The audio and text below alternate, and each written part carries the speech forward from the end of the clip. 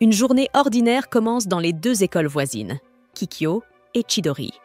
Le regard de Rintaro se perd vers les fenêtres du bâtiment d'en face, acceptant en silence que les mystères de cette prestigieuse école pour filles resteront à jamais hors de sa portée.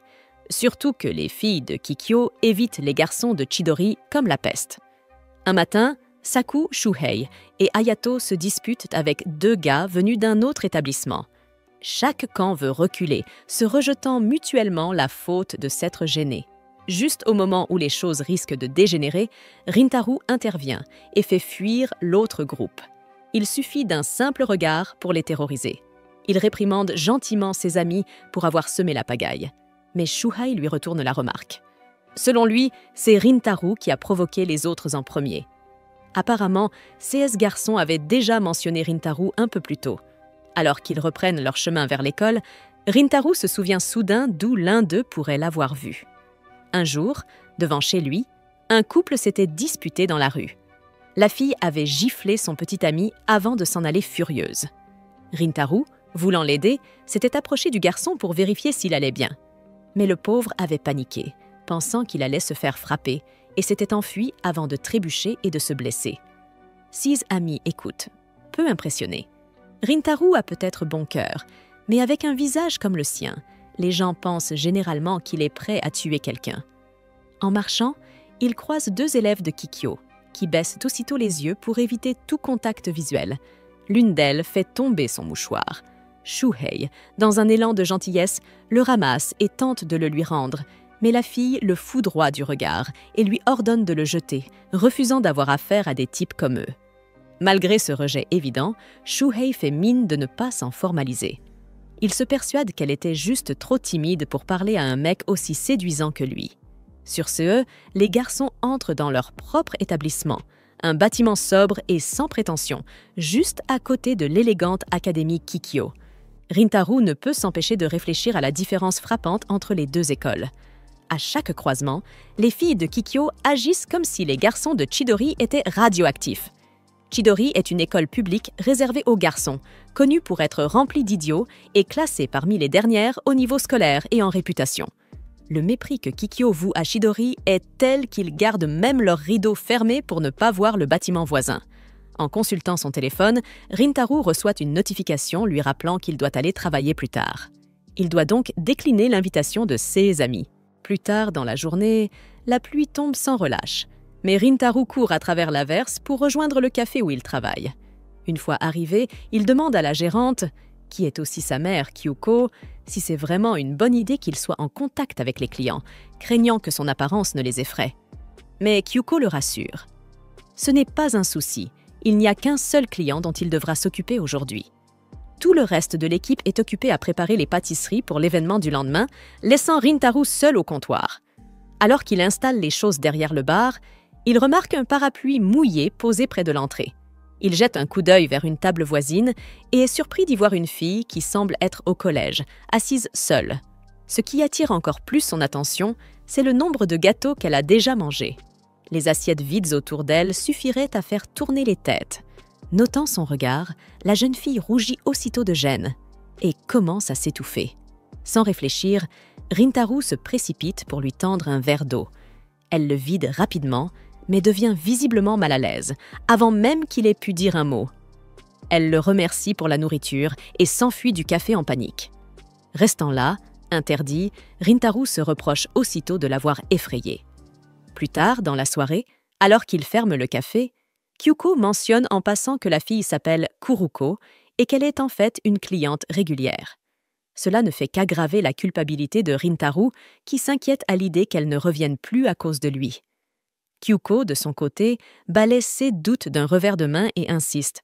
Kuruko n'est pas du genre à se laisser intimider si facilement.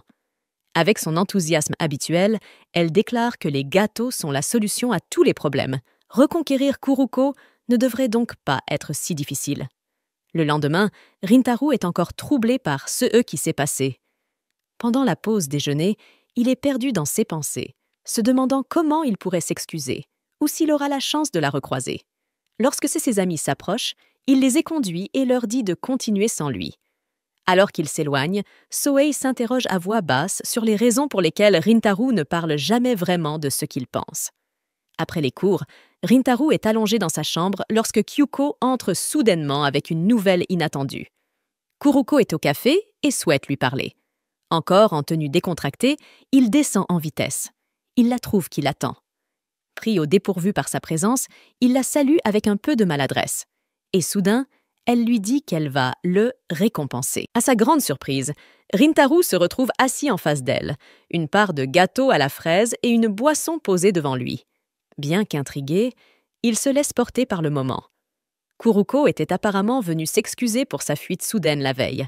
Il tente d'abord de refuser le gâteau, mais il remarque qu'elle jette des regards furtifs à la pâtisserie.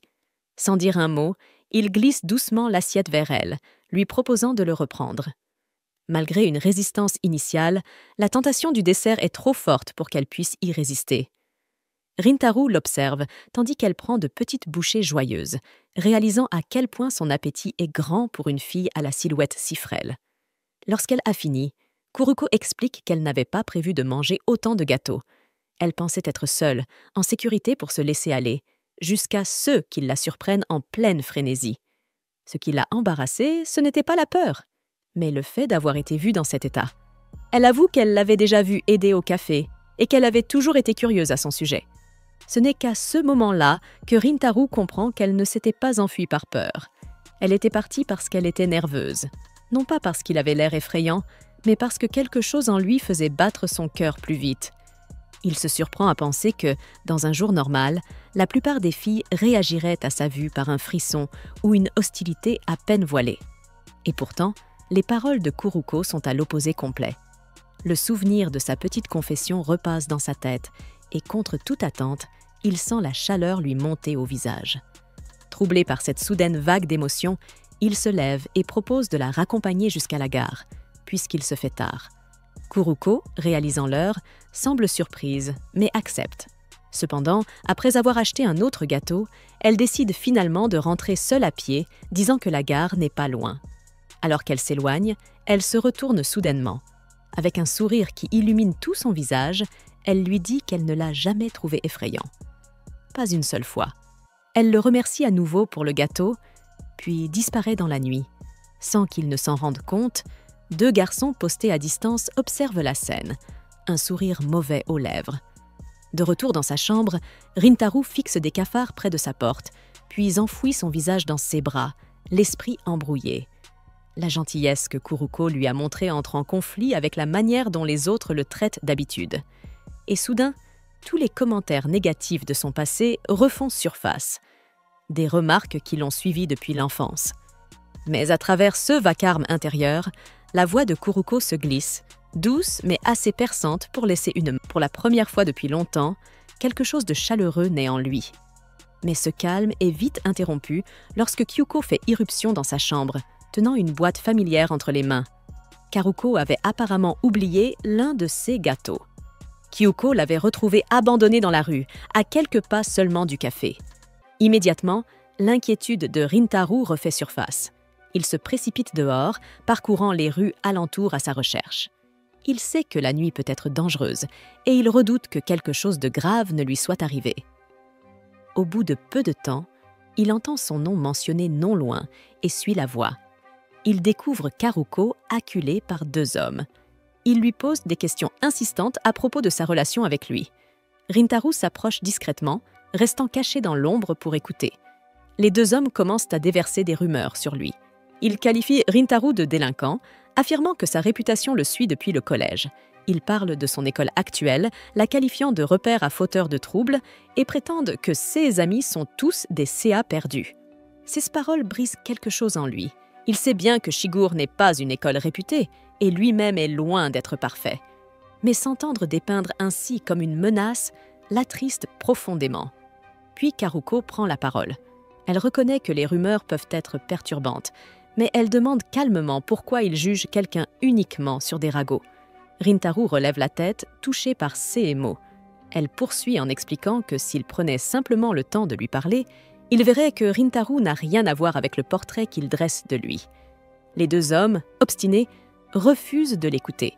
Karuko n'insiste pas davantage, mais leur dit fermement que même s'ils ne veulent jamais lui adresser la parole, ils n'ont pas à répandre des mensonges à son sujet. Accuser sans chercher à comprendre n'est pas juste. Il relâche le bras de Karuko, mais au lieu de la laisser partir, l'un d'eux lève le poing, prêt à frapper.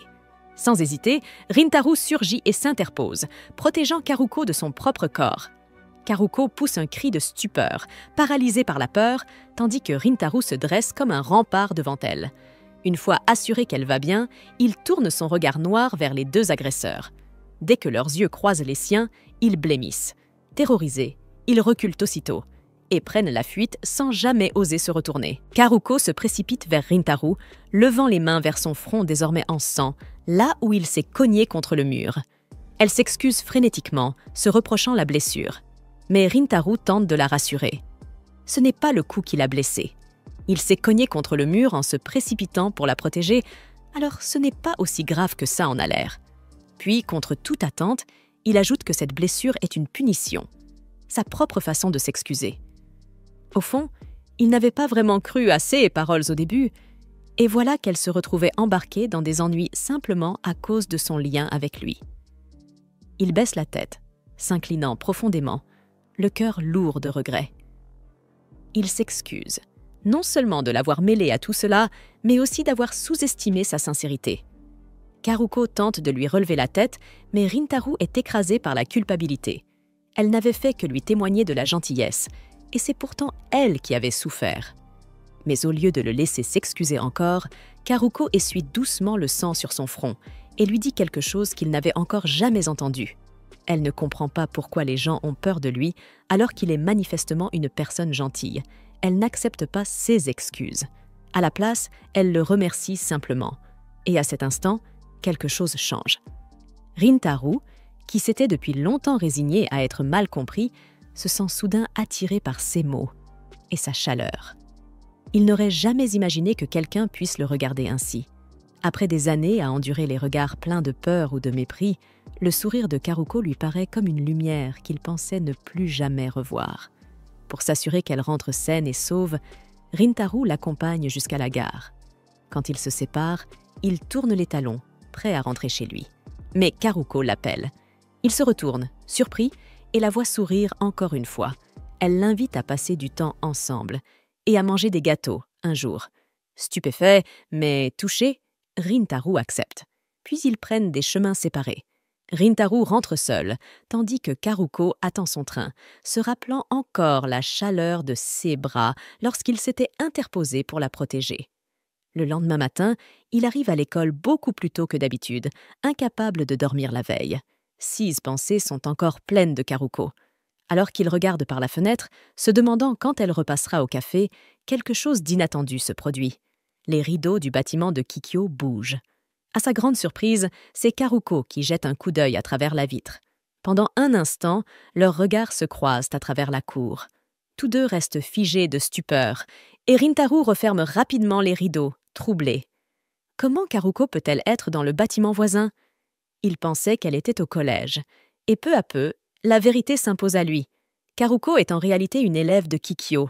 Après avoir entrevu Karuko par la fenêtre de Kikyo, les terrains autrefois calmes du lycée Chidori commencent à se remplir d'élèves.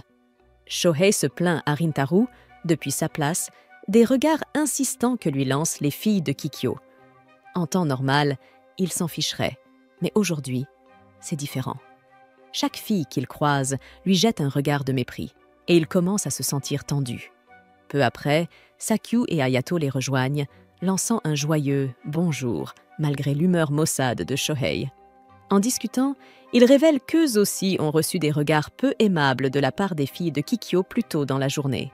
Cela laisse Shohei perplexe, au point de se demander pourquoi quelqu'un irait dévisager quelqu'un d'aussi gentil et séduisant que Saku. Saku hausse les épaules et dit qu'il ne prête pas attention à tout ça, mais il avoue qu'il n'a jamais vraiment apprécié la façon dont les filles de Kikyo les traitent. Il est convaincu que les deux écoles ne s'entendront jamais. 6 paroles font décrocher Rintaro, dont les amis remarquent alors la blessure sur son crâne. Il ne revient à lui que lorsqu'Ayato lui demande pourquoi son côté du rideau est tiré. Shohei, voulant le défendre, suppose que c'est parce que Rintaro est de mauvaise humeur après avoir vu le bâtiment de Kikyo dès le matin. Mais Rintaro s'empresse de nier, avec un ton plus vif que prévu. Sa réaction soudaine prend tout le monde au dépourvu, et il tente maladroitement de trouver une excuse à ses rideaux fermés. Bien que ses amis semblent accepter l'explication, Saku ne peut s'empêcher de trouver cela étrange. Les cours commencent comme d'habitude, mais l'esprit de Rintaro est ailleurs. Il repense à l'expression choquée de Koruko lorsqu'elle l'a vu en classe. La culpabilité le ronge à l'idée d'avoir tiré les rideaux si brusquement. Ça a dû lui sembler impoli. Il se demande si elle reviendra un jour à la pâtisserie. Il pense qu'au fond, ce serait mieux qu'elle arrête de venir pour qu'elle soit moins impliquée avec lui. À la fin des cours, Shohei l'invite à sortir, et après s'être assuré que sa mère n'a pas besoin de lui au café, il accepte de les accompagner au karaoké. En quittant l'école, le groupe discute déjà avec excitation des chansons qu'ils vont chanter et de ce qu'ils vont manger. Mais à peine sortis du bâtiment, ils tombent sur une énorme foule rassemblée près des grilles. Les élèves chuchotent, essayant d'apercevoir quelque chose ou quelqu'un à l'extérieur. Curieux, ils s'approchent à leur tour pour découvrir ce qui attire autant d'attention. Et à la grande surprise de Rintaro, c'est Koruko. Elle se tient juste devant le portail du lycée Chidori, visiblement en train d'attendre quelqu'un. Rintaro la reconnaît instantanément et détourne le regard, essayant de comprendre ce qui se passe. Pendant ce temps, Shuhei s'élance vers Karuko et la confronte, exigeant de savoir pourquoi une élève de Kikyo se tient devant leur école. Avec sa voix rude, il la fait reculer légèrement, intimidée. Malgré la surprise, Karuko répond honnêtement qu'elle attend quelqu'un. Rintaro se précipite alors, tire Shuhei en arrière et s'excuse pour cet interrogatoire soudain. Mais à la surprise générale, Shuhei commence à avoir les larmes aux yeux. Il avoue qu'il n'est pas en colère, juste jaloux. Il trouve ça injuste qu'un élève de leur école délabrée ait réussi à se trouver une copine. Soudain, les amis de Karuko accourent vers elle, bousculant Shuhei au passage, alors qu'elle tente de la ramener vers le bâtiment de Kikyo. Le tumulte attire encore plus d'attention, et un groupe de filles de Kikyo se rassemble près de leur portail, murmurant entre elles, se demandant pourquoi Karuko s'est aventurée jusqu'à Chidori. Shuhei, toujours irrité par ce qui vient de se passer, s'avance et exige des excuses pour avoir été bousculée. L'une des filles lui frappe la main d'un regard glacial avant de tourner les talons, pressée de regagner leur école avec Karuko et Tao. Alors qu'elle s'éloigne, Karuko jette un dernier regard à Rintaro, ses yeux remplis d'inquiétude. Peu à peu, les élèves commencent à rentrer chez eux, et Rintaro et son groupe se dirigent vers le karaoké comme prévu. Rintaro reste en retrait, perdu dans ses pensées. Une partie de lui se demande si Karuko était vraiment venue pour le voir, mais il essaie de rejeter cette idée, se disant qu'elle attendait peut-être quelqu'un d'autre. 16 amis se retournent vers lui, alarmés. Ils lui disent que son visage a une expression encore plus inquiétante que d'habitude. Rintaro touche son visage, perplexe, et réalise peu à peu que ce qu'il ressent pourrait bien être du bonheur. Gêné, il secoue rapidement la tête et rattrape le groupe.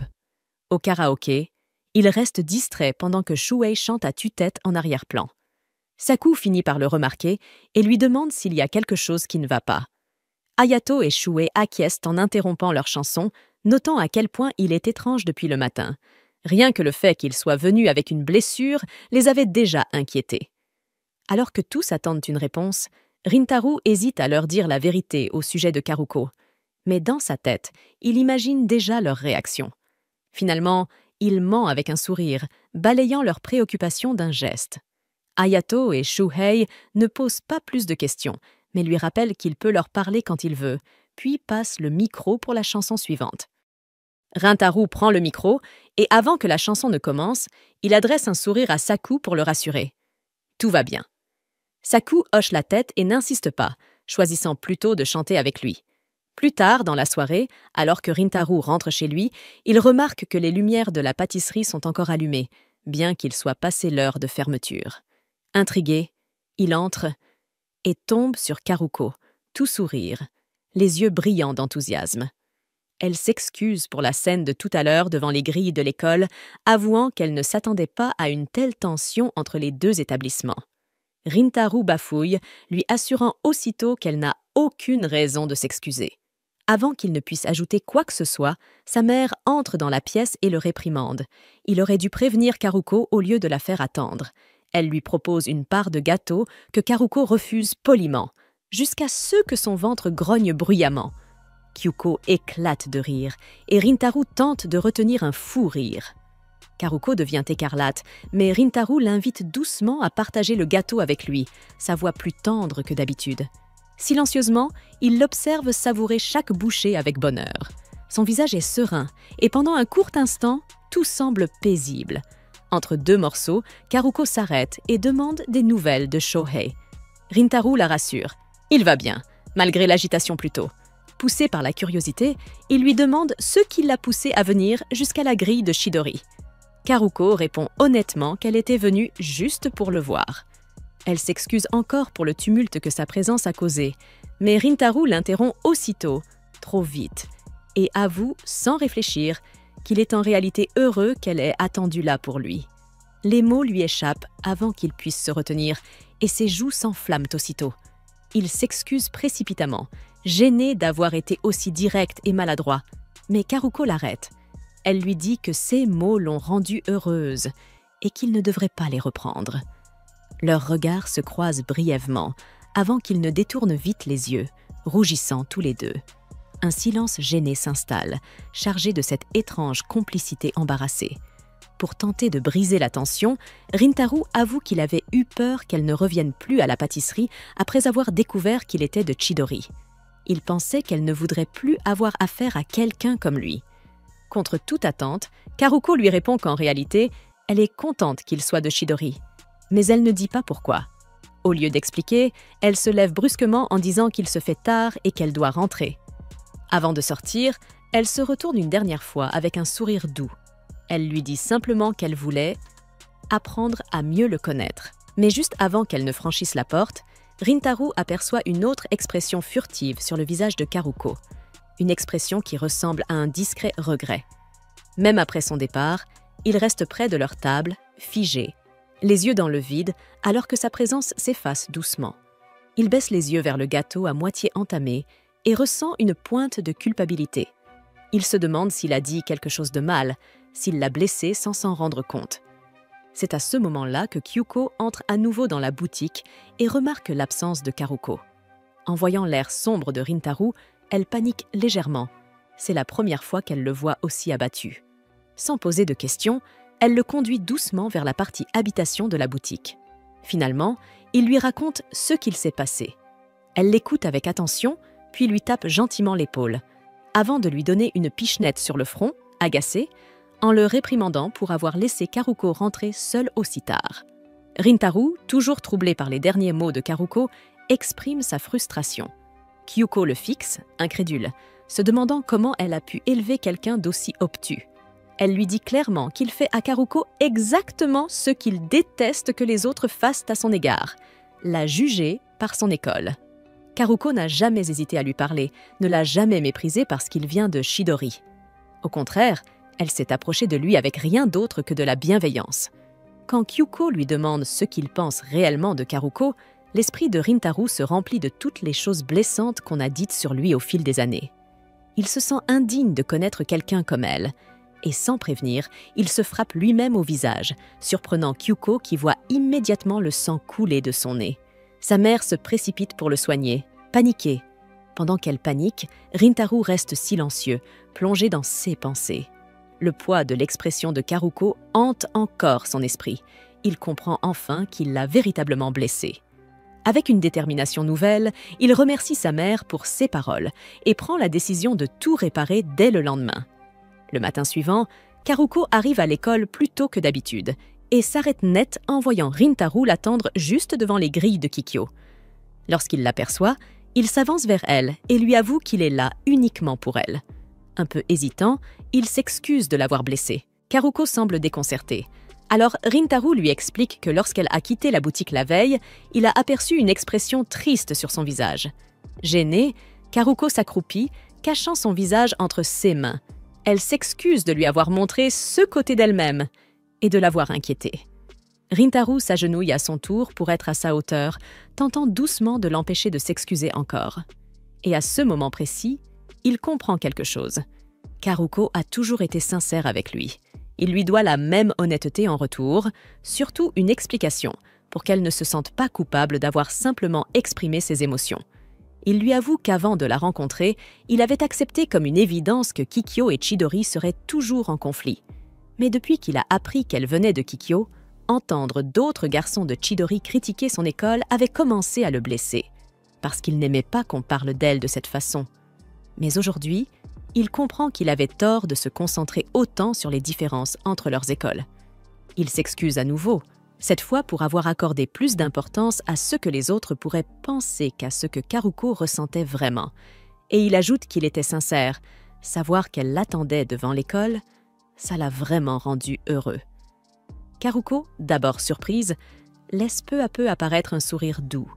6 yeux brillent de joie et elle lui dit qu'elle lui pardonne. Puis, se redressant, elle se présente officiellement à nouveau et lui demande de faire de même, cette fois en affirmant que leurs écoles n'ont aucune importance. Ce qui compte, c'est de se découvrir mutuellement, en tant que personne. Comme il reste encore un peu de temps avant le début des cours, Karuko lui demande une petite faveur. Elle propose qu'ils montent chacun dans leur salle de classe et se fassent un signe de la main depuis leur fenêtre, puisque pour une fois, personne n'est là pour les voir. Une fois à son bureau, Rintaro l'aperçoit de l'autre côté, alors qu'elle tire le rideau. Son visage s'illumine quand elle lui fait un grand signe de la main avec les 2 bras. Il lève la main à son tour, le cœur léger. En la regardant rayonner ainsi, Rintaro prend une décision silencieuse. Il veut apprendre à mieux la connaître, elle, et ce monde nouveau et chaleureux qu'elle commence doucement à lui faire découvrir. Quelques semaines plus tard, l'été arrive, et, accablé par la chaleur, Shuhei propose à Rintaro de se rendre en salle des profs pour profiter de la climatisation. En chemin, Shuhei ne cesse de se plaindre de son ennui, mais il se rappelle soudain que le festival de sport approche à grands pas. Enthousiaste, il suggère à Rintaro qu'il devrait viser les premières places. Cependant, à peine arrivés devant la salle des profs, un enseignant leur annonce qu'ils ne pourront pas participer au festival. Le rêve de Shuhei s'effondre sous ses yeux.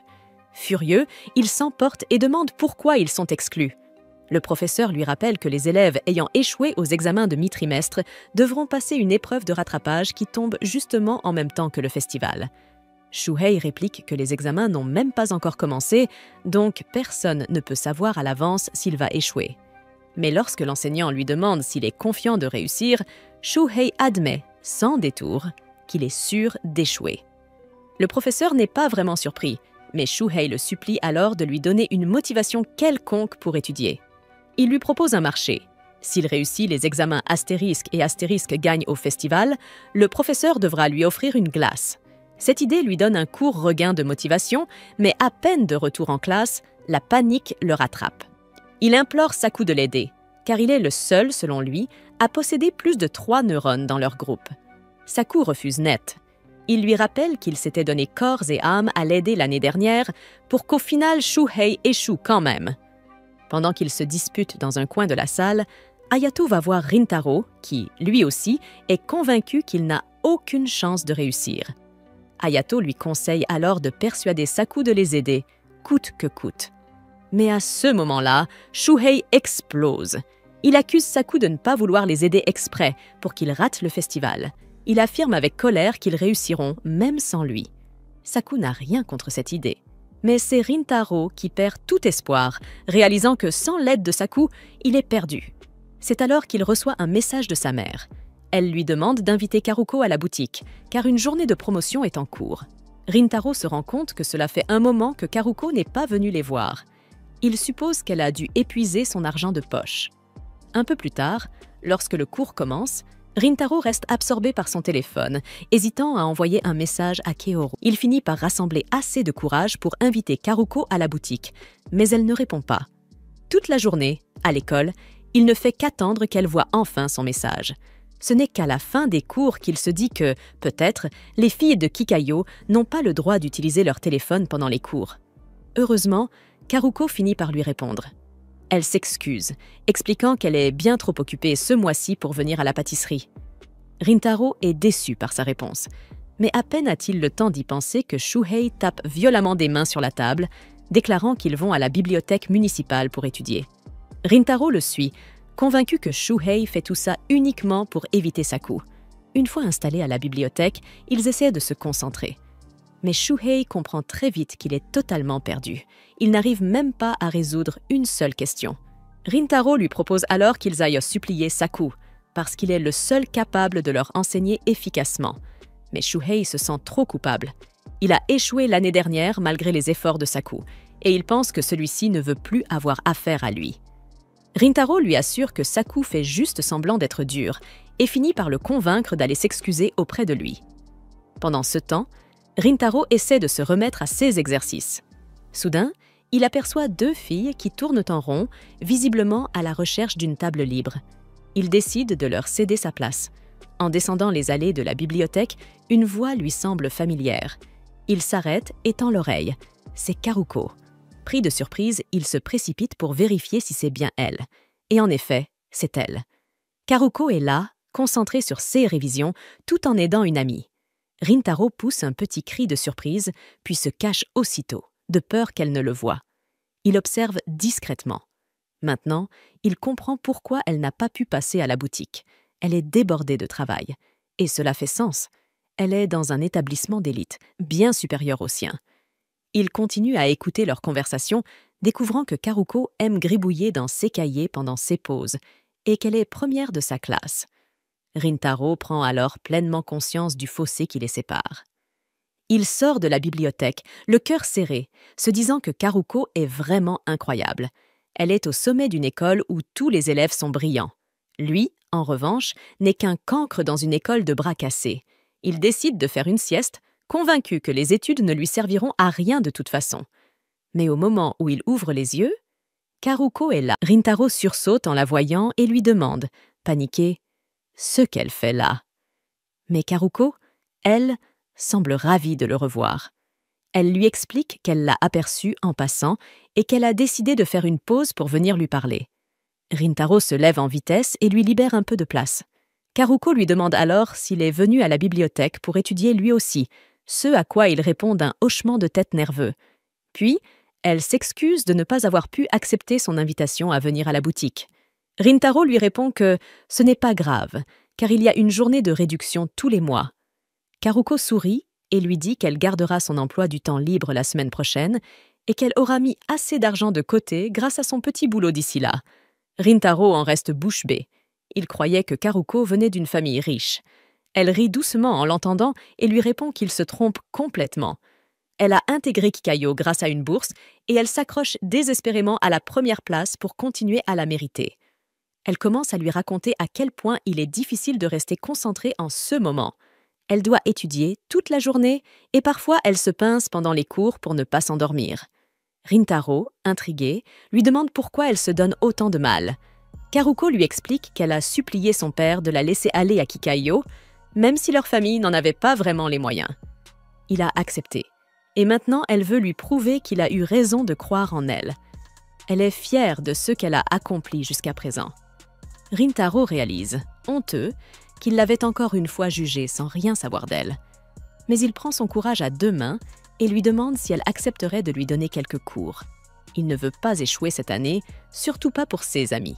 Puis, réalisant qu'il en demande peut-être trop, vu à quel point elle est occupée, il s'excuse à moitié. Mais Karuko lui tend un petit gâteau de riz avec un sourire. Elle lui dit qu'elle trouvera un peu de temps pour lui. Peu après, Karuko décide de retourner auprès de son amie, expliquant à Rintaro qu'elle étudie avec une autre camarade qui était sortie acheter quelque chose. À ce moment-là, la dite camarade Subaru arrive. Dès qu'elle entre dans la pièce, tout en elle dégage une aura autoritaire et distante. Elle regarde Karuko et lui demande sèchement ce qu'elle fait avec un garçon. Puis, elle jette un regard glacial à Rintaro et lui demande s'il vient de Chidori. Quand il hoche la tête, elle lui répond sans détour de rester loin de Karuko. Elle ne veut pas que sa stupidité lui déteigne. Subaru se tourne alors vers Karuko et lui dit qu'elle devrait s'en aller. Elle promet qu'elle la protégera toujours. Karuko essaie d'expliquer la situation, mais à ce moment-là, Shuhei débarque avec ses amis. Dès qu'ils aperçoivent les filles de Kikayo, l'ambiance se tend et Subaru s'agace à son tour, lâchant avec mépris que d'autres animaux viennent d'arriver. Shuhei s'avance aussitôt pour les confronter. Il demande ce que deux filles de Kikayo fabriquent avec Rintaro, en précisant que ce dernier n'irait jamais leur parler de lui-même. Subaru l'ignore royalement, disant à Karuko qu'il est temps de partir. Mais Shuhei remarque alors que le visage de Karuko lui est familier. Il s'approche pour mieux voir, et aussitôt, Rintaro et Subaru réagissent vivement, chacun pour une raison différente. Rintaro, pris d'une pointe de jalousie, ne supporte pas qu'un autre garçon s'approche de Karuko. Quant à Subaru, elle surréagit comme toujours, hyper protectrice envers son amie. Pourtant, elle reste perplexe. Pourquoi Rintaro essaie-t-il lui aussi de protéger Karuko? Shuhei, de son côté, ne comprend rien à ce qui se passe. Il n'avait rien fait de particulier. Mais Subaru, excédé, décide de s'éclipser rapidement. C'est alors que Saku prend le relais. Il se place devant elle et exige qu'elle réponde. Qu'est-ce qu'elle faisait avec Rintaro à l'instant? Il ajoute, moqueur, que même les filles de Kikayo peuvent être assez stupides pour ne pas comprendre une simple question. Puis, il devient franchement blessant, critiquant la couleur étrange de ses cheveux. Il lâche que son école doit tolérer les teintures capillaires parce qu'elle est juste une petite princesse pourri gâtée, issue d'un milieu aisé. Ces paroles blessent profondément Subaru. Karuko tente d'intervenir pour la défendre, mais Rintaro la devance. Il demande à Saku d'arrêter, affirmant que ce n'est pas dans ses habitudes d'agir méchamment sans raison valable. Il explique ensuite à ses amis que Karuko est la fille qu'ils avaient vue attendre devant leur école, il y a quelques jours, et qu'il l'a revue à la bibliothèque. Il précise que c'est lui qui l'a abordée pour s'excuser de lui avoir fait peur ce jour-là. Donc, si elle était avec lui, ce n'était pas de sa faute. Les garçons commencent à se souvenir de l'événement. Hayato finit par rappeler que c'était Shuhei qui avait effrayé Karuko ce jour-là. Shuhei s'avance alors vers elle. Subaru, fidèle à elle-même, entre immédiatement en mode défense, prête à intervenir. Mais Shuhei, contre toute attente, s'excuse. Il reconnaît qu'il a été désagréable envers elle uniquement parce qu'elle venait de Kikayo, et que c'était injuste. Karuko s'incline alors devant lui, en retour, pour s'excuser d'avoir causé du désordre ce jour-là. Subaru panique en la voyant faire. Elle ne veut surtout pas qu'on voie une élève de Kikayo s'excuser devant un élève de Chidori. Mais Karuko se tourne vers Subaru et lui demande, elle aussi, de s'excuser pour son comportement de tout à l'heure. Cependant, la fierté de Subaru l'en empêche. Elle ne dit rien et tourne les talons, quittant la scène sans un mot. Karuko s'excuse à nouveau à la volée en courant après son ami. De leur côté, Shuhei et les autres restent plantés là, un peu déconcertés. Leur vision des filles de Kikayo commence à changer. Ils trouvent Subaru insupportable, certes, mais ils reconnaissent aussi que Saku a réussi à la remettre à sa place. Ils lui disent qu'il l'a fait pour eux, mais Saku, un peu gêné, réplique que s'ils étaient capables de se défendre eux-mêmes, ils n'auraient même pas eu à intervenir. Pendant ce temps, Karuko rattrape Subaru et lui fait remarquer qu'elle aurait pu se montrer un peu plus polie, même si elle a du mal à parler aux garçons. Comme toute féministe moderne, Subaru répond que tous les hommes sont des animaux sauvages et que ceux de Chidori sont encore pires. Mais malgré ces propos, elle se montre curieuse au sujet de Rintaro. Elle demande à Karuko qui il est exactement. Karuko rougit un peu avant de répondre que c'est quelqu'un de très gentil. Mais Subaru, perdu dans ses pensées, n'écoute même pas la fin. Ce soir-là, Rintaro essaie tant bien que mal de réviser ce que Saku leur a expliqué plus tôt, mais il n'avance pas du tout. Soudain, il reçoit un message de Karuko. Astérisque. Est-ce qu'on peut parler? Astérisque, il lui répond aussitôt. Et la seconde suivante, elle l'appelle. Il ne s'y attendait pas du tout, et Karuko, elle aussi, semble un peu nerveuse. Elle commence par s'excuser pour le comportement de Subaru plus tôt dans la journée. Rintaro s'excuse lui aussi au nom de ses amis. Puis, Karuko s'excuse qu'il ait dû mentir pour elle et ajoute qu'elle l'a trouvé vraiment cool à ce moment-là. Rintaro rougit de plus belle. Il se rend compte que, ces derniers temps, chaque fois qu'il parle avec Karuko, il n'arrive pas à bien comprendre ce qu'il ressent vraiment. Karuko fixe ensuite un jour et une heure pour leur séance d'études. Mais quand il sent que l'appel touche à sa fin, Rintaro se met à paniquer. Il lui dit qu'elle peut arrêter de lui parler de manière aussi formelle, qu'elle peut être plus naturelle avec lui. Karuko lui répond en riant qu'elle le fera astérisque la prochaine fois astérisque. Elle raccroche là-dessus, et chacun de leur côté, ils restent figés, le cœur battant, pensant être les seuls à se sentir gênés et troublés après cette...